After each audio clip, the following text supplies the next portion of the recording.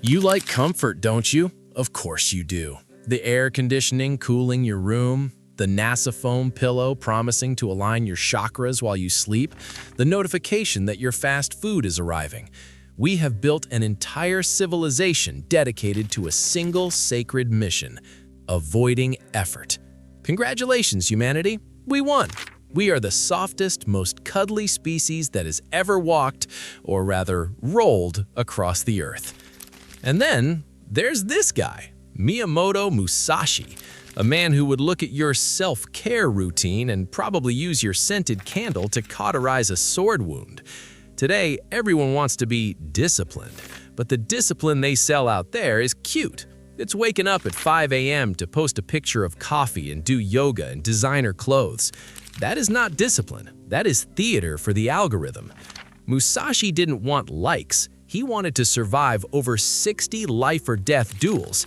His discipline was so rare, so absurdly focused, that to a common observer, meaning you and me, it doesn't look like a virtue. It looks like mental illness. It looks like madness.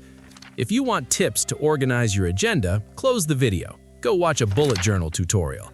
But if you want to understand what it takes to become so good at something that people begin to question your sanity, welcome to Musashi's world.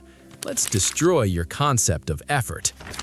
In his book, The Dokkodo, which he wrote, mind you, weeks before dying, probably thinking, let me write this down before I turn into fertilizer, Musashi drops the first bomb. Do not seek pleasure for its own sake. I know what you thought. Oh, here comes the monk talk. Relax, little grasshopper. Musashi wasn't telling you not to like pizza. He wasn't a boring Puritan. His point was more surgical. Pleasure makes us predictable, and in a sword duel, being predictable is basically assisted suicide. Think about your life. You are a trained lab rat. The phone beeps, you look. The smell of cheese bread hits, you buy. You feel boredom, you open Instagram. You don't have free will, you have conditioned reflexes. Musashi's madness was the capacity to feel the urge to do something and say, no, not now. Not because it is a sin, but because he refused to be a slave to his own hormones. Imagine a man who spends years traveling through Japan without taking a bath. Seriously, he said bathing left him vulnerable without his sword, which is an amazing excuse to be smelly, but let's accept his logic. All so he wouldn't let his guard down. That is what I call commitment. You can't go 15 minutes without checking your phone during dinner. The lesson here isn't to stop bathing, please.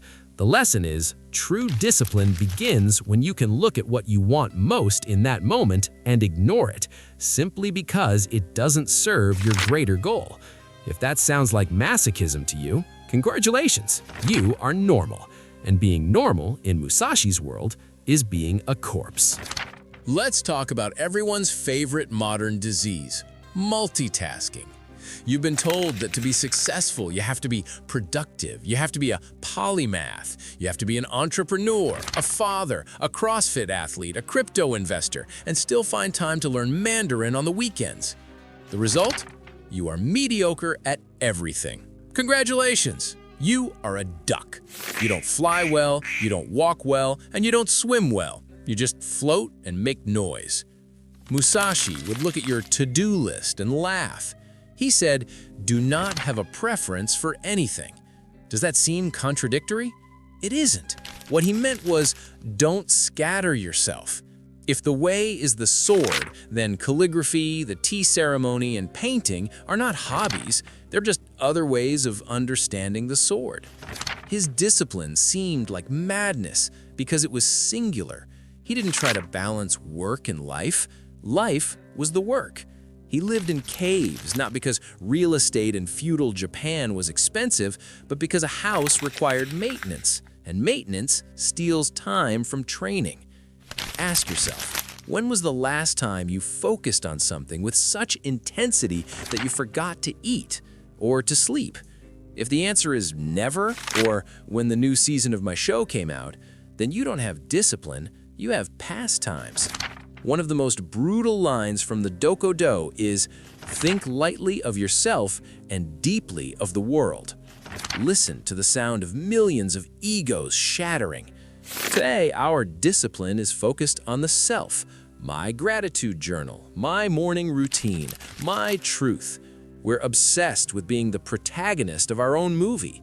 We think the world is watching our journey. Spoiler, nobody cares.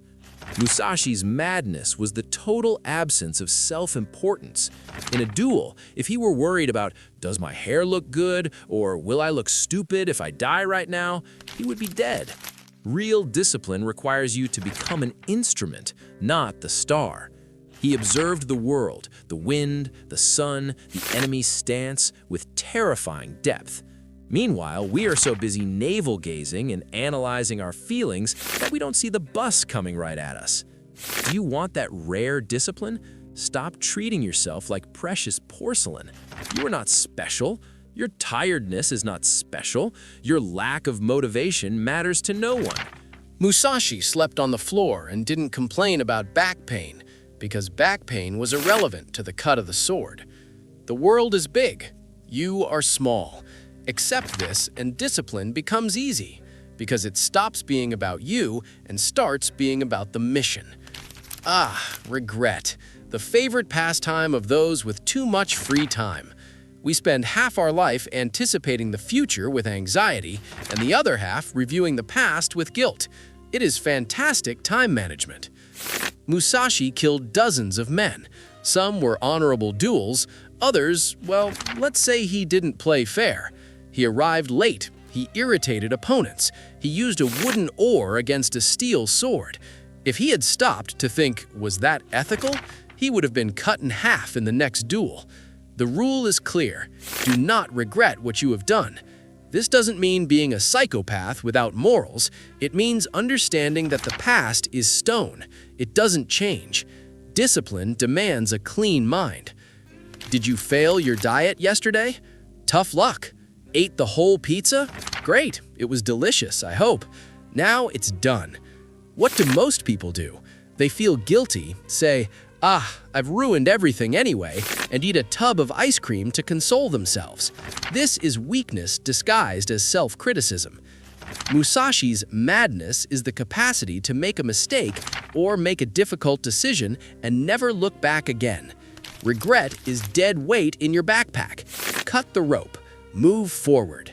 Solitude, the great nightmare of the 21st century. If you go to lunch alone today, people look at you as if you have a contagious disease or have just been abandoned at the altar. We are addicted to the herd.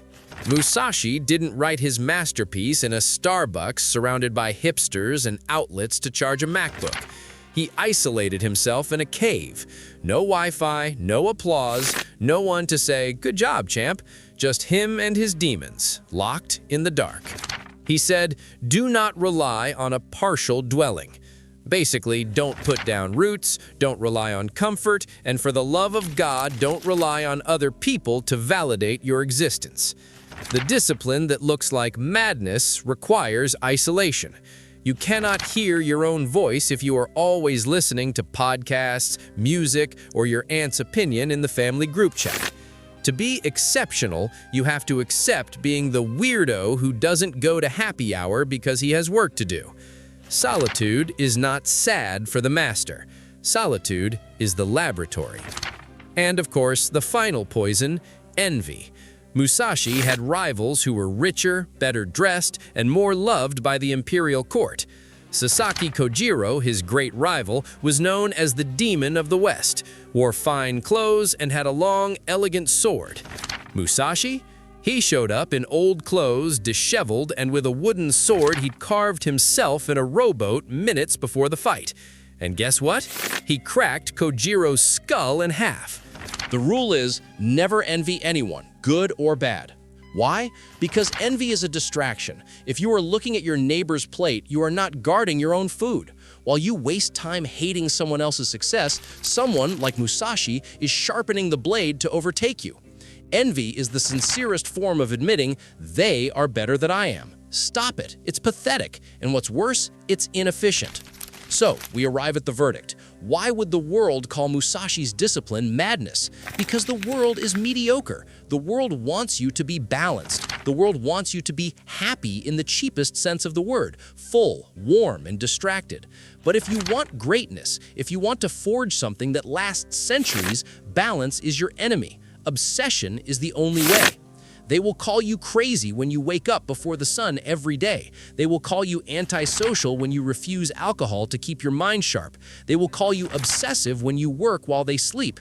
Let them talk, let them label. While they invent names for your madness, you study the sword. And when the real-life duel happens, and it will happen, they will seek mercy. You will seek only the perfect cut.